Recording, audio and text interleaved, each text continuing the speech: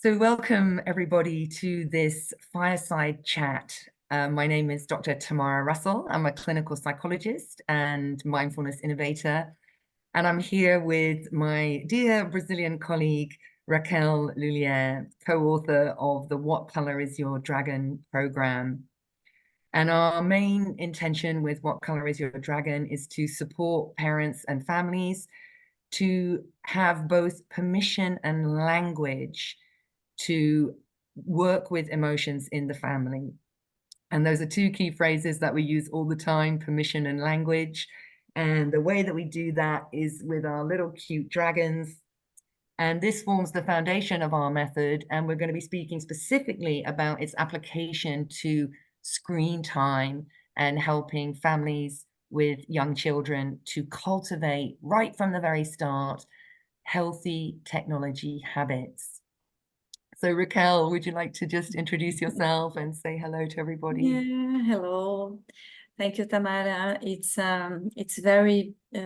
great to be here with you, and we have met each other so many years ago, 2017 in Brazil, here in Brazil. So I'm a clinical psychology, a child and adolescents clinical psychology, and I work in my private clinic and online too. And we started the online sessions in pandemic moment, and it's totally possible to work with dragons in online sessions with kids, because so many important topics and things that we can do for our kids, and the dragons are here to help us and the kids. Yeah.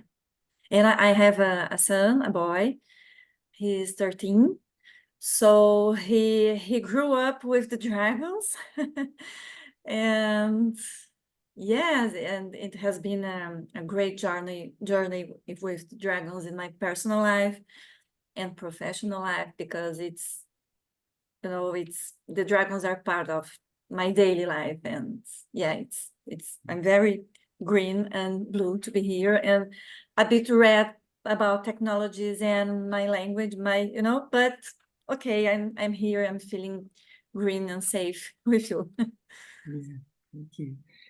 And we're just going to give a brief overview of these three dragon colors because they actually represent different brain emotional and motivational states. And we draw very heavily on the work of Professor Paul Gilbert and evolutionary psychology.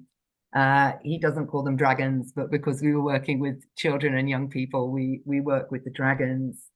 So, red is the threat system, green is the soothing system, and blue is the focus and attention systems, the drive systems of the brain. And what we like to do is just use the dragons all the time. So you maybe heard me ask Raquel at the beginning of the session, hey, Raquel, what color is your dragon? And she was like, oh, a bit red because the technology and the internet and speaking English. And, also for me, I'm a bit red, constantly worrying about the connection and the internet going down and all of those things about when we're speaking in public. Oh, red dragon can sometimes come out a little bit, can't it? But fundamentally, really, it's a big green for me to be able to share this work. And I'm particularly interested in how not to demonize technology, because we often very much get into this, it's bad, it's wrong, it's harmful. But the reality is it can allow things like this, which is people from all around the world using technology, being able to connect to one another. And in terms of technology and, human brains, as a neuroscientist, I'm kind of particularly interested in how we use all these incredible faculties that we have in our human brain, and particularly attention. And that's the thing that we need to be really mindful of, given that we live in an attention economy and that everything is really designed to capture our attention, hold our attention. And so I'm very much interested in what happens to our sense of agency and choice when we have attention capture through technology, and how we can learn to notice when that's happening and be able to work wisely with that. And of course, anybody with kids knows they are attention radars or sonars, I'm not sure of the right metaphor, you know, a child will know whether or not you're giving them full attention. You know, they're our mindfulness masters in a way. They're so sensitive to our focused attention and presence. But say a little bit about your dragons, Raquel, and technology, particularly either from your your experience of being a mom, working with your son, or some of the things in the clinic that you're coming across, or just what's on your mind about this and what's in your heart. I can see your hand. Since my boy was really young, I remember he was 2 years old, I started to notice this technology movements and thinking about attention and children using the cell phone in front of them and during the lunch time, you know, things that I was worried about and really paying attention in my personal life with my boy and in the clinic too. I see that I noticed that my clients, they have this, there are some hotspots like bedtime, lunchtime, interrupting a game to go to school or to an appointment. So I think they are really important you need to be careful, because I think the challenges around technologies, they are growing, you know, they are growing, and of course that takes our attention and a lot of moments, the red dragon, how to deal, how to manage, how to deal and manage our own habits and their habits. And I really believe that it's a step-by-step learning, you know.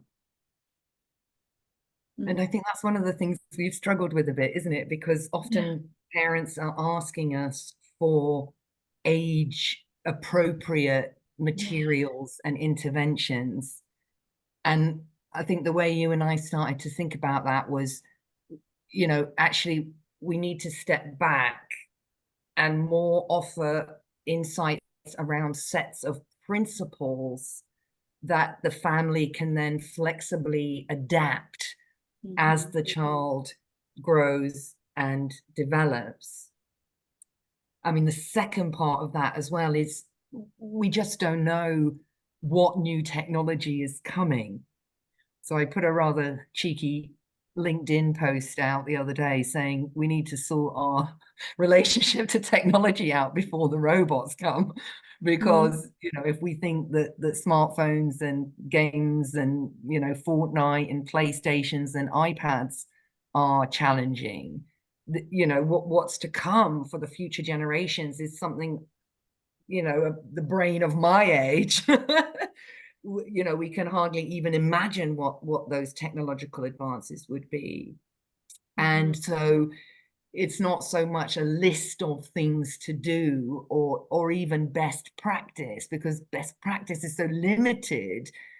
It's about what are those underlying principles and things that we need to be thinking about to keep that conversation alive in the family in a non-judgmental way, responsive to whatever is happening. I mean, is there anything you want to add to that or extend on that a bit? I was thinking about, because I noticed a lot of teenagers in my clinic worried about robots and artificial AI. intelligence, and are they going to what about my place, what about my heart, what about my values, and if I want to write a book, you know, this worries a lot of teenagers who are really thinking about in a long term.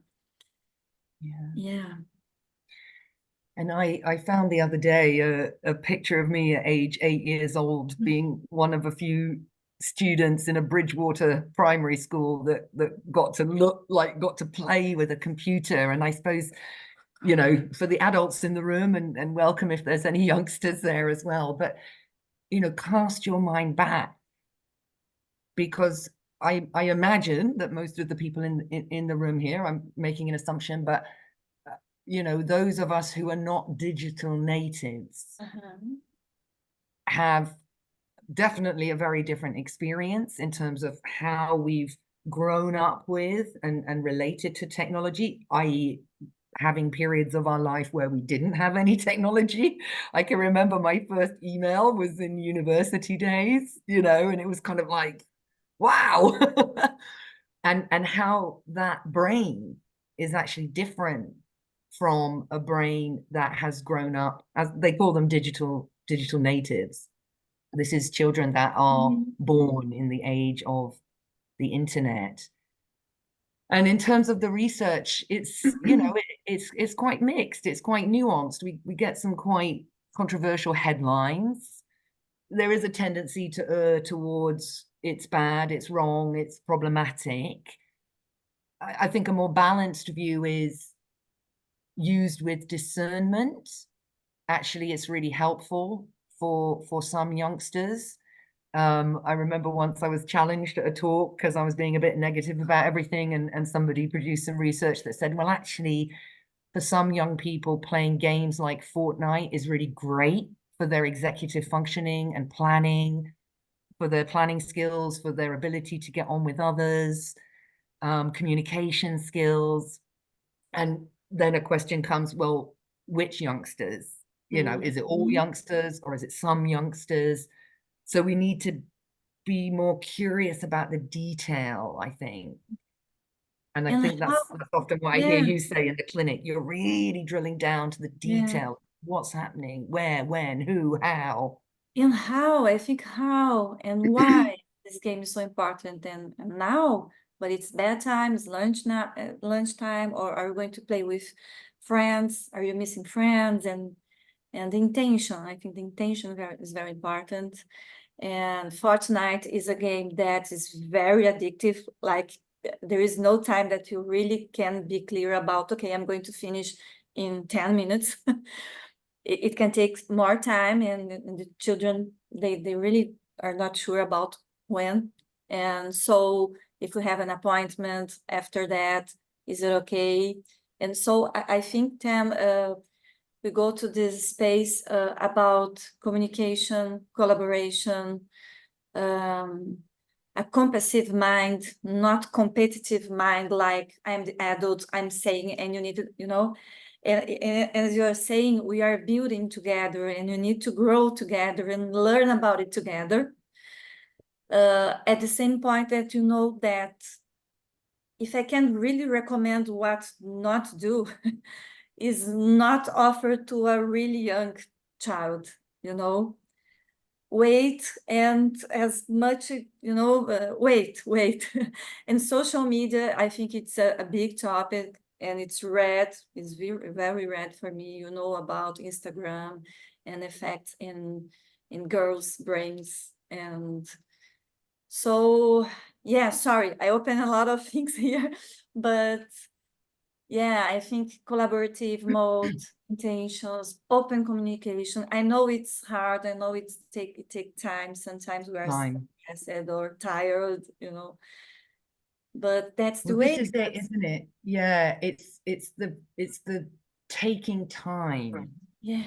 And I really want to say, this is I'm sprinkling the green dragon non-judgmental Mhm, dust over this whole conversation because many of the parents, of course, that we work with, they're working, they've got elderly family members they might be caring for, they've got crazy schedules, tons of demands, so in many ways it's kind of, there are moments where it's easy and it's convenient mhm, to have a mhm, youngster kind of occupied by a screen, and there's no judgment on that. That's a mhm, reality, I would say, for mhm, 90% of parents. mhm, But I suppose the thing that I found interesting was, that it came out a few years ago that the big kind of tech giants, um, they don't let their children use screens. mhm, mhm, mhm, Right. And I'm a bit with my sort of more paranoid mind there. We're seeing now with these Senate hearings that there are some very real harms that have been documented, not just for young girls, but it seems particularly young girls, maybe because there's more of that sort of social bullying that comes with girls, and the Instagram and the social media just amplifies that. But I became really curious about that. Why is that?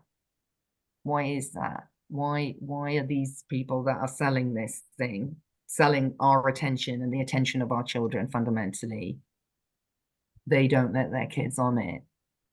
So, it's the key word you said for me there, I think, was intention. How do you create some structures and some systems in the family where it's really intentional, choiceful movements towards using technology? And I'm looking around now because I had my focus box here, which I was going to show, because one of my top tips is, make it difficult to physically access the technology, like any addiction. Like any addiction, the more motor behavioral steps that you put in the way of the thing that you're addicted to, each one of those motor movements is an opportunity to move slowly, slow down to see more, open up that portal towards intentions, open up choice, open up agency. And that was one of the things we were going to do in our next workshop, wasn't it? We were going to make the phone box that you also use in your clinic. Say a bit about that. I'm just checking the chat for questions as well. Okay. I use in my clinic, there is a waiting room. So I have this pause emoji and inviting parents and kids to let their cell phone there. Like, notice what happens with you when it, because sometimes, okay, I'm going to wait here, I'm going to check my messages and send email, why my children, my kids are there, But okay, let's take a moment, if it's possible. Can you let your cell phone here and notice what's happening with you, Because I have books, I have musics, I have water, and they can rest. They can rest without using the cell phone. Is it possible or not? So it's a movement, and it's a moment when they can allow themselves to exercise it. It's a very important movement. And we have at our home, actually, if I'm going to say the name, I think something is going to happen, but we have the Alexa. And we asked to Alexa, we recorded this, I don't know how my husband did this, to remember us that it's bedtime. So she says, oh, it's bedtime. Okay, let's turn off, let's put our cell phone there, let's charge our cell phone and let's be together, let's read a book, like 1 hour before the real bedtime, like 1 hour before going to bed and sleep. So it's technology helping us to remember us about time and about our needs too, because we cannot, okay, but I'm very blue, I want to do more things, or what can I do without technology? Or do I want to talk with my son, with my parents, or do I want to read a book, or do I want to, I don't know, without technology? Yeah, that's sort of, that's one of the kind of top recommendations before bedtime, is to create, minimum, if you can, minimum of an hour to sort of let some of that stimulation and agitation in the mind settle down. There is recommendation for kids who has anxiety disorders, like at least 2 hours minimum before bed. And I know it's a challenge, but yeah. So, and I'm sort of pointing to my head here, because often it is about kind of that agitation and the dopamine and those systems needing to settle. Quite a lot of it is also about the light stimulation and kind of how activated the brain is getting from the light of the screens. So, for any parents out there, really recommend to use that dim light or the blue light filters on your phone set that to go, you know, I don't know, about 8 o'clock or 9 o'clock at night, so that you're not getting that full luminousness going into your brain. I lost my train of thought there And a little Tamara, bit. I don't know if maybe we could you could talk more about dopamine or what happens in the brain. I don't know, because I was thinking about what happens for us at home. For example, it's really clear that when our boy, when he, I don't know, he spends like 20 or 30 minutes talking with friends or watching YouTube videos, when he finished to watch, his body is a kind of, you know, distracted, and he's going to the kitchen and he's going to help us, and some, you know, he drops things. He Clumsy. has a time that he needs to really be here now at the moment. And it's a boy who we really take care a lot of about technologies, and we have been very Trying hard, yeah. careful about it. And I believe that it's totally this dopamine, I want more, and I have this, I don't know if you can talk more in your Yeah, scientific. so that's, and I'm aware there's a couple of questions, so I want to pull back to those. Yeah. And you also mentioned the body, so I want to come back to that as well. So Yeah. many topics. Okay. So we're just touching lightly on all of them here. But so the blue dragon is the drive system.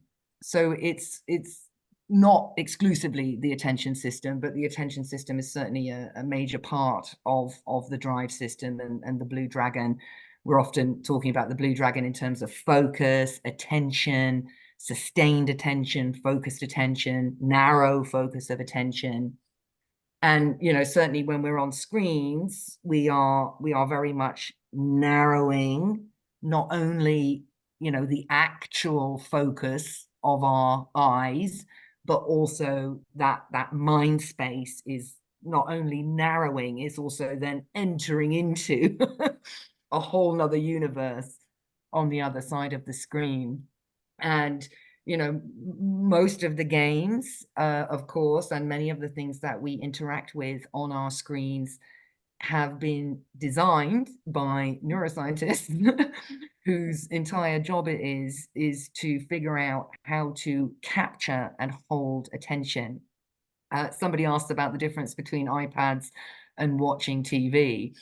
So perhaps if you're watching a film or something on TV, you've got a kind of creative intent to hold the attention.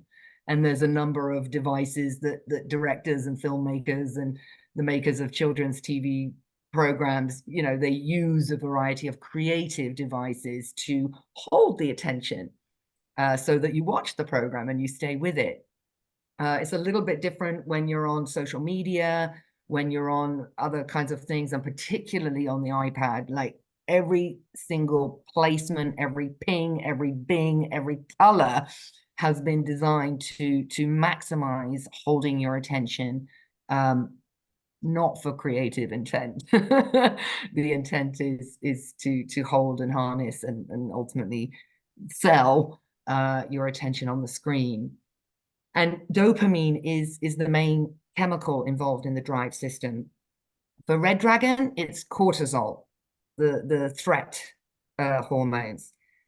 For green dragon, it's oxytocin, sometimes known as the cuddle hormone, oxytocin, although oxytocin can sometimes have a bit more of a kind of vicious tone to it when you get the angry mama bear that's defending her kids.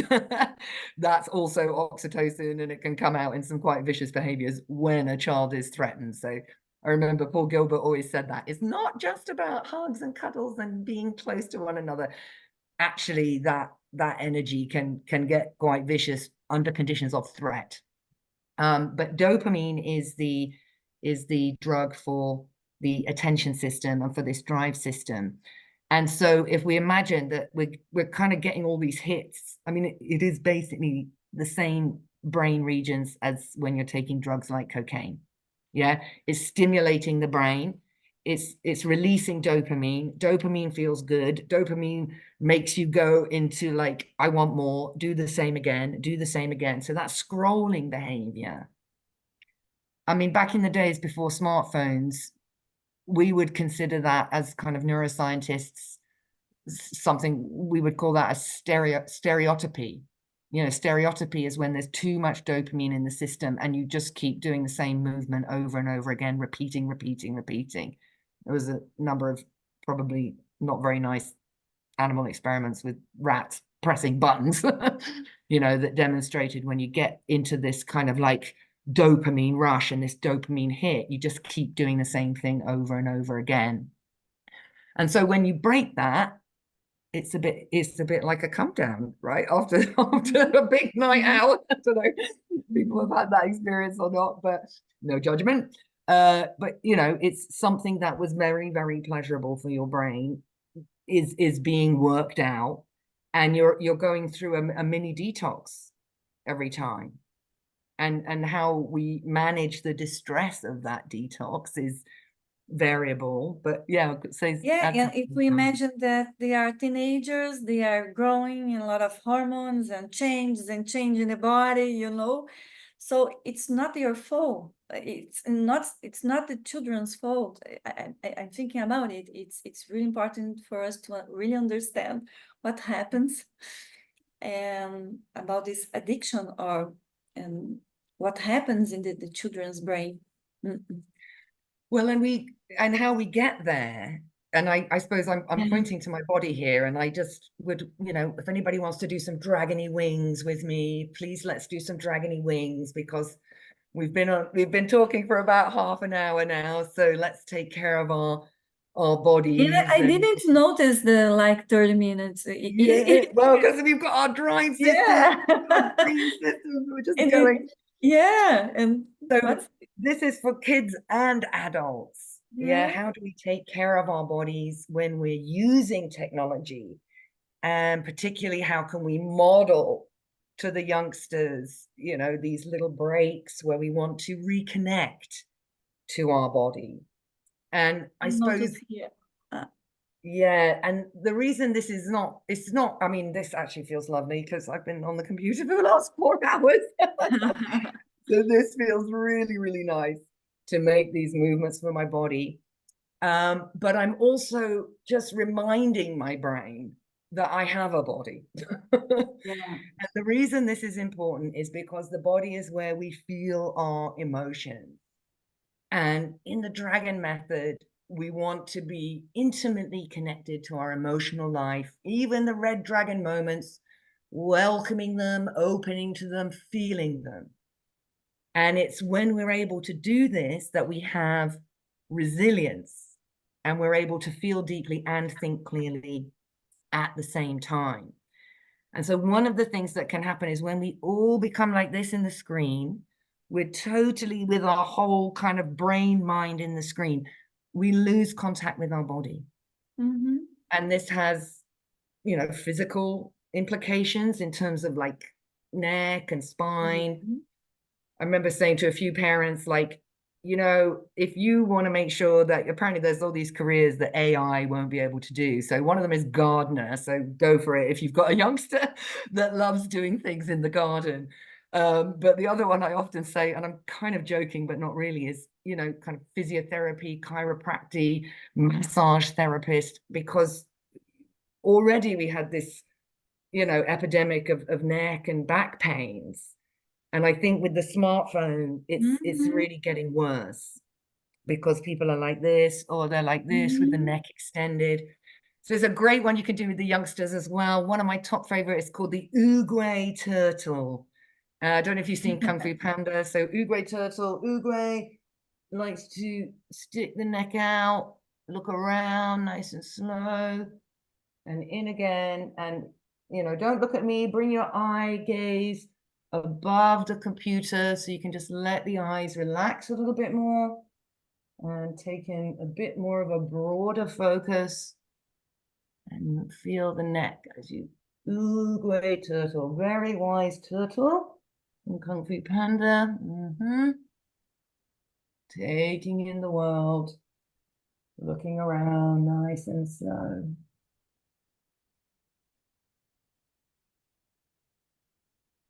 Maybe a bit of massage there as well. And the eyes, Tamara, are so important. The doctors recommend this, like look, I don't know how to say in English, but look to the To the horizon. distance, to the Yeah, horizon. Yeah. yeah. And so take a moment and okay, and back to the computer. Yeah. And I'm just want to make sure we're kind of checking off the Yeah, questions there. yeah. So there's kind of a big one there saying, how do we come up with a combined family approach? And I mean, well, our answer to that is the dragons. Yeah. Because one of the things that we know, particularly we're working with prevention with this methodology. I have to say our main focus is prevention, which is why we work with the younger age group. One thing that we know that kids do, how they learn, is through imitation. They mimic the adults. Mm-hmm. So it's a bit of a hard message, but when anybody says, what is it that I can do right now? My answer is see what your child is seeing, because they will be copying you. And all the ways that the brain figures out how to be in this world, how to relate to things and experiences and sensations and emotions, their big, big eyes and their squidgy plastic brains are just sucking in information from the environment around them. They're kind of like an AI, actually, sucking in all the information from the environment around Yeah. them. Go on. Yeah, I think there's something important to think about the ages for the parents that are here. When I don't know if you remember, because I remember the first moments that our son started to talk like us or walk like my husband, his daddy. So these movements, it's amazing. You can notice like it's so similar to the daddy, to the mom, the way to talk.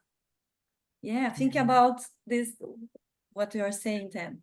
Yeah, and I mean, it's not just about tech use; it's about everything. I worked once with a mum who was a GP, and we were kind of exploring, green dragons, self-care, rest and restore. And what she said was, she said, I don't think my kids have ever seen me taking a break. Resting. I don't think my kids have ever really seen me just resting, reading a magazine, having a timeout. They've seen me like blah blah blah blah blah blah blah blah, blah, blah. So They've seen me like, what does it means to rest, or can I and rest? it's Is not it easy, allowed? right? Because with 3 kids, of course, those Yeah, moments were few and far between. But it really raised this question of like, so what are they learning about what self-care means? yeah. What are they learning about, oh, you're meant to be like, I mean, doctors particularly, it's kind of a little bit gets on the edge of martyrdom, right? Constantly giving. I know you've got doctors in your family, Raquel, as well. Yeah, So a lot of doctors. I have a lot of doctors in my family, and from the parents that I attend to. It's really this blue mode, doing things and solving problems and helping others. And I have a lot of moms and daddies who they are doctors. So yeah, it's a challenge. It's like if I'm at this mode, I'm not doing, or I'm not, you know, and sometimes they just need, I don't know, a hug, or just to be there, or 1 minute, 5 minutes attention. And it's so automatic, this blue doing things and solving problems. And it's a challenge for a lot of doctors and healthcare and yeah. professions. Yeah. And so then it's about the balance, isn't it? How do we Yeah. do the balance? And I remember you told me this funny story about how you had a power cut in your house and suddenly no technology was working. And I thought that would be a great idea. Yeah, What we can had. you do with your kids?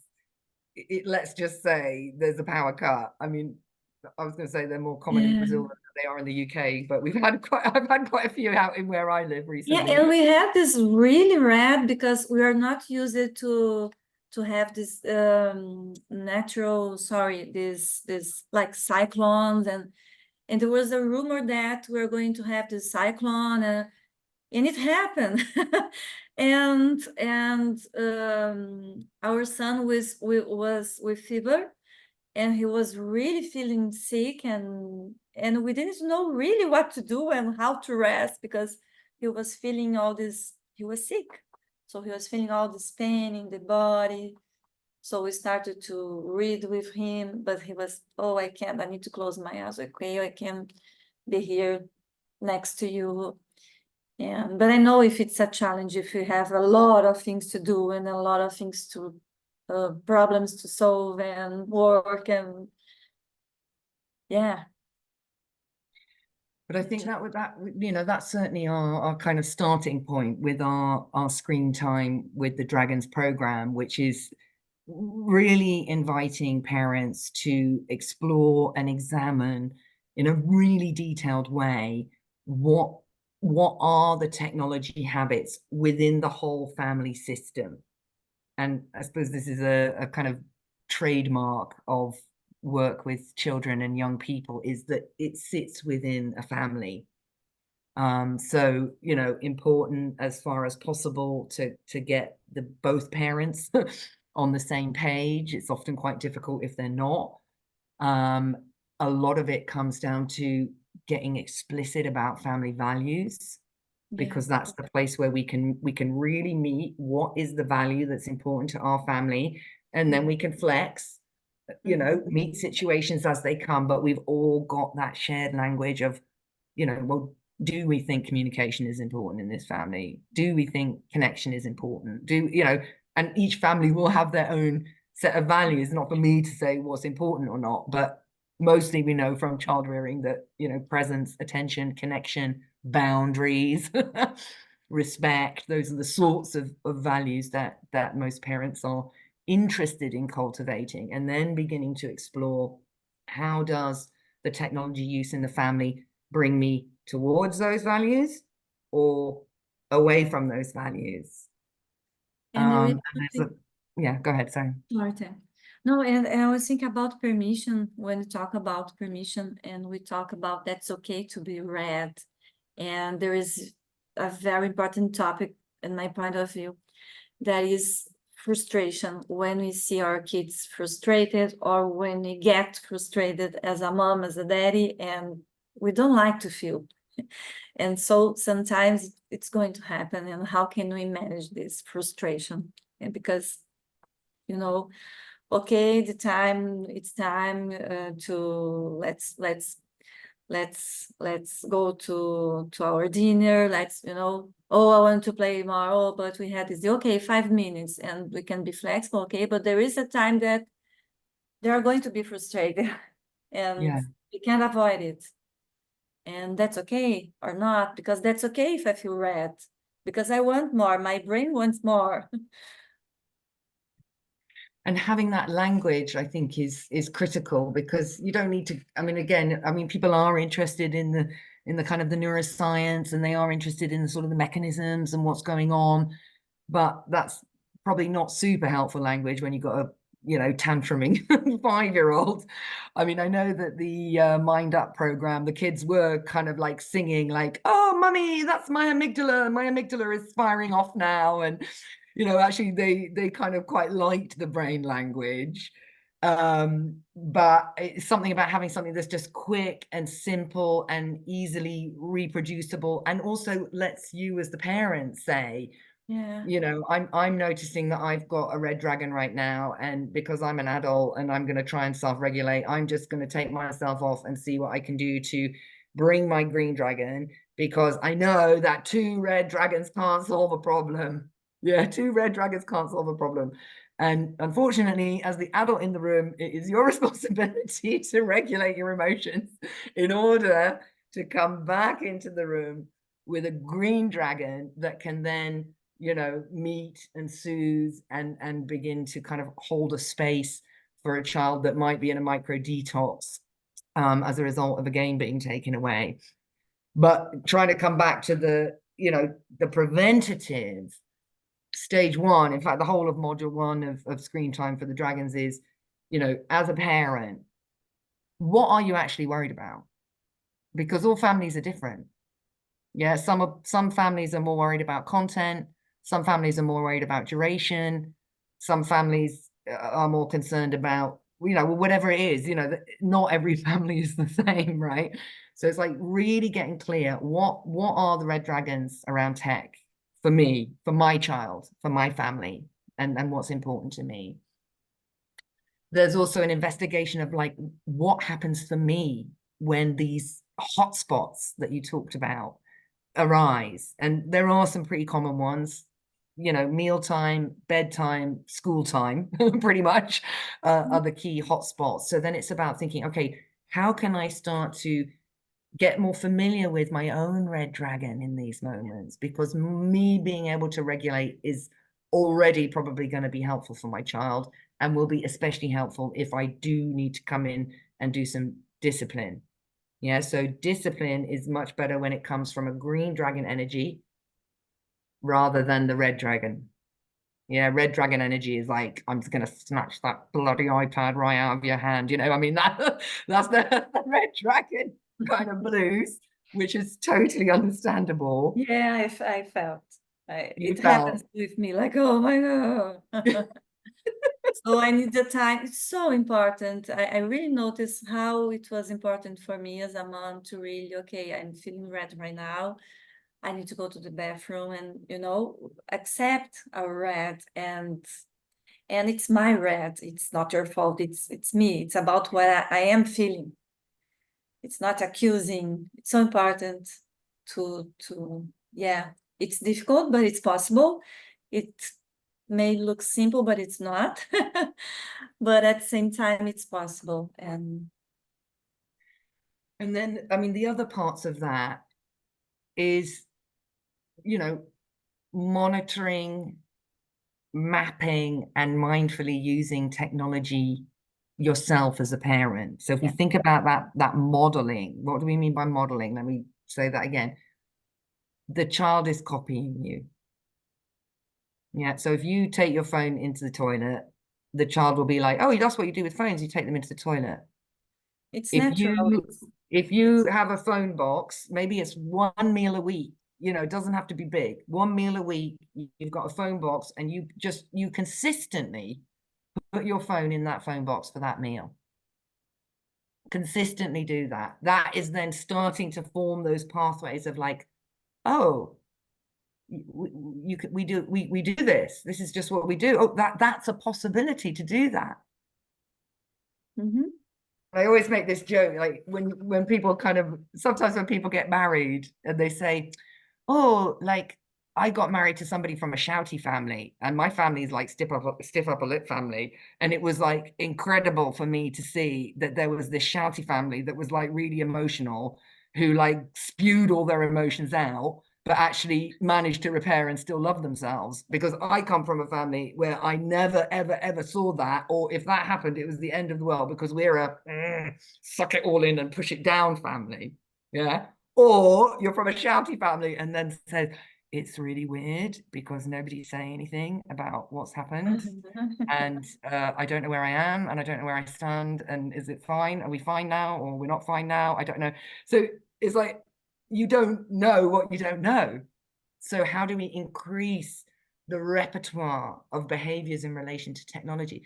Oh, we've got a moment where we put everything in the chargers and it's in mum and dad's room. It's not in your room.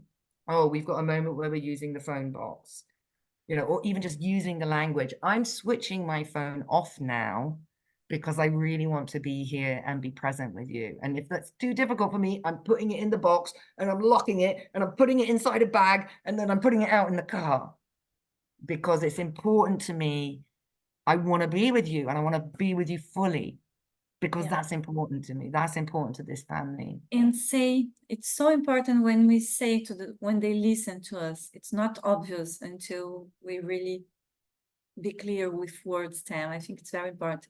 I want to be with you right now. Let's do something together, and give some ideas, or give space to the children to give ideas, to suggest things to do. Yeah. And what we noticed is when we basically, it's kind of like a parent coaching model. So initially you do it for yourself as an adult, which is already great because that's you basically fine-tuning your own technology addiction as an adult. But you do all the same exercises that we're going to get you to do with your children. Yeah. So you can still do the cutting, you can still do the coloring in. And what we noticed was, one of the mums had printed out the sheet, which was like coloring in a red dragon and sort of writing around it what the reds were. And, there was no demand from the child for this exercise. It wasn't an exercise for the child, it was an exercise for the parents. What are we worried about? But the minute you're sitting there coloring in and cutting out little icons of phones and Alexas and kind of sticking them on a piece of paper and working out what's in each room and when do we use things and how do we use things and what is this? I didn't realize we had this in the house. One mum said, I didn't realize we had a VR headset. I didn't know that we had a VR headset in the house until we did this. My son said, oh yeah, I'm using the iPad in the kitchen. I didn't realize that until we did that exercise. But they get curious. Yeah, they're like, what are you doing? I want to do coloring in. So it's something about changing the tone of the conversation, because it often is punishing and bad and wrong and taking. So it's starting from the very beginning. It's almost like you're kind of sneaking in through the side to start opening up conversations that are quite hands-off and 80% about you. 80% about you in that first stage. It's also a chance to practice how to do the activity. Make sure you've got enough pairs of scissors and bits of stickers and the things that you need. So it's very much like cutting and sticking, scissors, glue. You're exploring the technology landscape of the family, but you're doing it in a very creative way, in a very embodied way, cutting, sticking, coloring in. And it starts a non-judgmental conversation in a very different way. Raquel, any kind of insights that you want to share about that? Just aware of the time as well. Yeah, I was worried about just a little thinking about the time, and it's so important, this what we are saying about the tone of the conversation and why are we talking about it, and yeah. And noticing the if we might, what I might do actually now is kind of bring this to a close in terms of the video, and I'll stop the video and then we can open up to just more questions that we won't video. So for those that are watching the video, we hope you enjoyed it, and do some dragony wings and take care of your body as you go to your next activity. And do get in touch. I'll put the details in the description down below, or I'll email you. Thank you so much, and I will say stop and we'll go to some questions.